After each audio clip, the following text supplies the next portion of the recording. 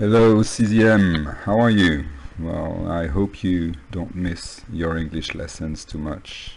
Well, maybe you don't miss your English lessons, but I'm sure you already miss going to school and seeing your friends and having a normal day. I hope you will have normal days again very soon. I really hope that you can go to school very soon. Probably after the Easter holidays. Easter, les vacances de Pâques. Easter. Donc j'espère que on se retrouvera à la rentrée des vacances de Pâques.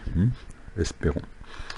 Right, so for today you had to do some grammar exercises, and then I will tell you what you have to do today and for the next day, for tomorrow.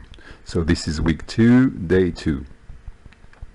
Première chose, on devait faire un petit travail sur les mots interrogatifs. J'espère que vous avez bien regardé les vidéos de ma collègue Léa Bouillet, je crois qu'elle s'appelle. Donc c'est une vidéo que j'ai trouvée sur YouTube. Je trouvais que c'était bien fait, puis ça change un petit peu de ma voix. Donc j'espère que vous avez appris, ça vous a permis de mieux comprendre peut-être l'histoire des mots interrogatifs et de la structure des questions. Donc, le travail à faire, c'était un petit exercice. Donc, on vous demandait d'observer les questions. Vous en profitez pour répéter. Vous mettez sur pause et vous répétez. Hein? Ça n'est pas du temps perdu de répéter. Simplement répéter, répéter, répéter. Donc, la phrase A dans le premier exercice que je vous demandais de faire, c'était « What do you do on Monday evenings ?» What do you do on Monday evenings? La phrase B, what time does she finish school?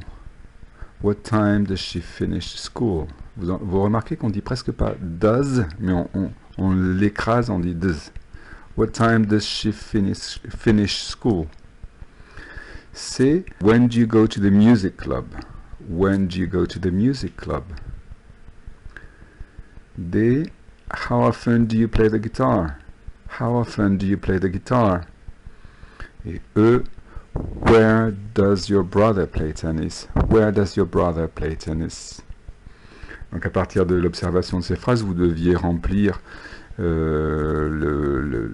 petite règle, on va dire, sur les mots interrogatifs. Les mots interrogatifs se placent toujours au début de la question. Hein. Vous avez remarqué que les mots en bleu sont toujours au début. Juste après le mot interrogatif, on place do ou does. Donc vous vous rappelez qu'on met do à toutes les personnes, presque toutes les personnes, et does seulement à la troisième personne du singulier. He, she, it. Il s'agit d'un auxiliaire. Vous en connaissez déjà un autre auxiliaire qui est l'auxiliaire be. Mais quand on est au présent simple avec d'autres verbes que le verbe be, eh bien on va forcément avoir besoin dans les questions de l'auxiliaire do au présent. Ou does pour la troisième personne du singulier.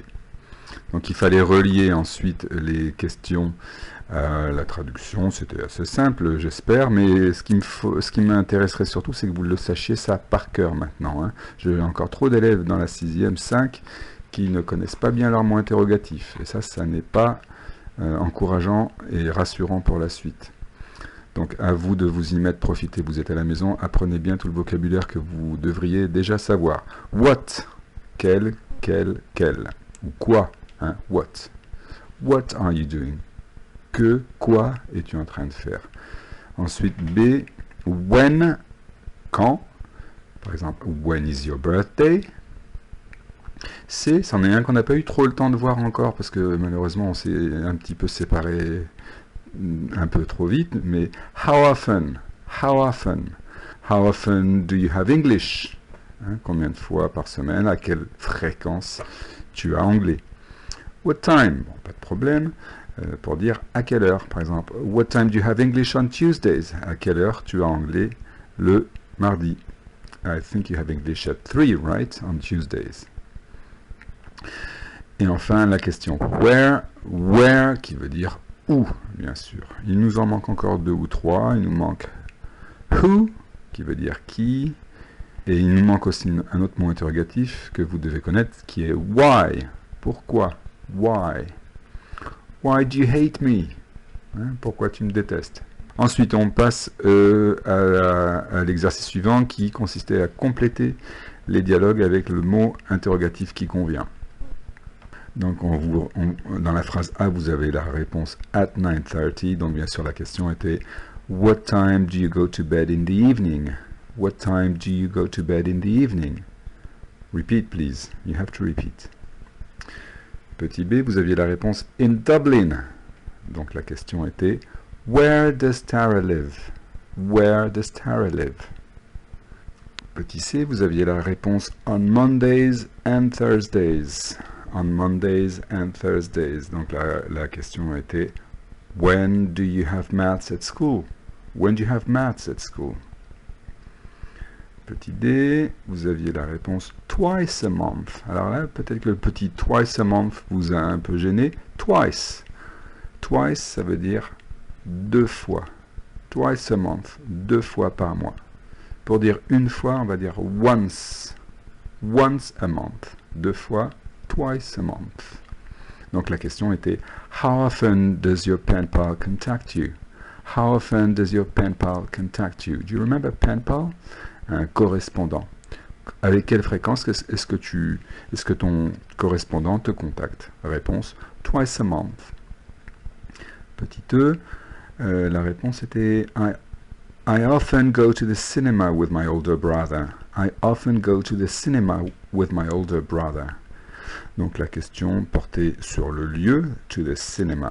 Where do you usually go on Sundays? Where do you usually go on Sundays? Où vas-tu d'habitude le dimanche? Ok, expression, enfin, travail suivant, c'était assez simple.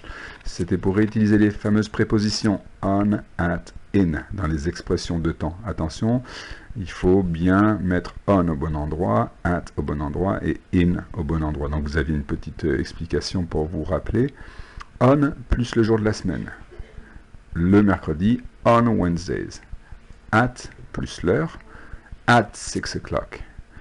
Et in plus le moment de la journée, par exemple. In the morning, in the afternoon, in the evening. Donc voilà, il fallait compléter, je vous dis ça tout de suite. At school, Tara has lunch at 1 o'clock. On Wednesday, she finishes at 3 o'clock in the afternoon. She studies on Wednesday and Thursday at 8:40 a.m.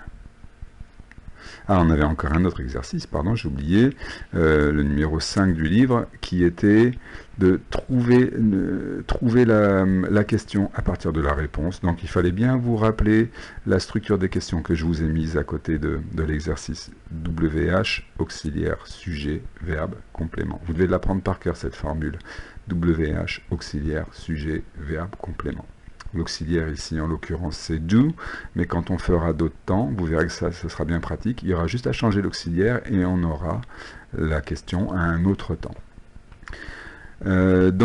Number 1, I do my homework every day. Donc la question était How often do you do your homework? How often, ça c'est le mot en WH, do c'est l'auxiliaire, you le sujet, do le verbe, et le complément your homework. On peut très bien avoir deux fois do dans la phrase. Do auxiliaire et do verbe. Do auxiliaire ne veut rien dire, il veut juste dire cette question est au présent. Et ensuite do verbe qui veut dire bien sûr faire. Numéro 2, I finish school at 4:30 p.m. on Tuesday. Donc la question ici était What time do you finish school on Tuesdays? D'ailleurs, l'énoncé n'est pas très bien fait, il faudrait un S à Tuesdays pour dire le mardi. Hein? C'est pour ça que je l'ai mis moi dans la réponse. On Tuesdays, les Anglais mettent un S pour dire le mardi, qui sous-entend tous les mardis. I go to the cinema on Sunday, number 3. Question, where do you go on Sundays? Where do you go on Sundays? Encore une fois, il faut mettre un S à Sunday ici. Ils sont trompés dans le livre, c'est pas très... C'est un peu bizarre de dire on Sunday pour dire le dimanche. On doit dire on Sundays. Number 4, I have lunch at school on Fridays. Je rajoute le S encore une fois. Hein. I have lunch at school on Fridays. Number 4, donc la question était when do you have lunch at school? When do you have lunch at school? And number 5, I usually do my homework in my room. I usually do my homework in my room. Number 5, question, where do you usually do your homework? Where do you usually do your homework? Puis on avait une petite comparaison à faire entre le français et l'anglais. En anglais, les mots interrogatifs contiennent tous les lettres W et H, donc where, what, when, how, etc. Et en français, quelles lettres retrouve-t-on le plus souvent? En français, vous avez remarqué qu'on utilise souvent les lettres Q, U, comme dans les prépositions, pardon, les pronoms interrogatifs qui, quand, que, quoi. Voilà pour le travail. That's it for your correction. Now, what you have to do is work on a very funny cartoon. I like it. Ice Age, number 4. It's the continental drift. So you have to watch the video and do 2 activities. First thing is fill in the blanks. So I give you the words to help you, and then you have to find the correct word in each blank, and then translate some sentences. So try to listen to the cartoon, to the scene again, and try to understand the translations of those sentences that I give you. You have 1, 2, 4, 6, 8, 9 sentences to translate. Okay? Right, I hope you enjoy the work you have to do, and I hope you do it, and I hope you like it, and I hope to see you soon. Bye bye everyone. Bye.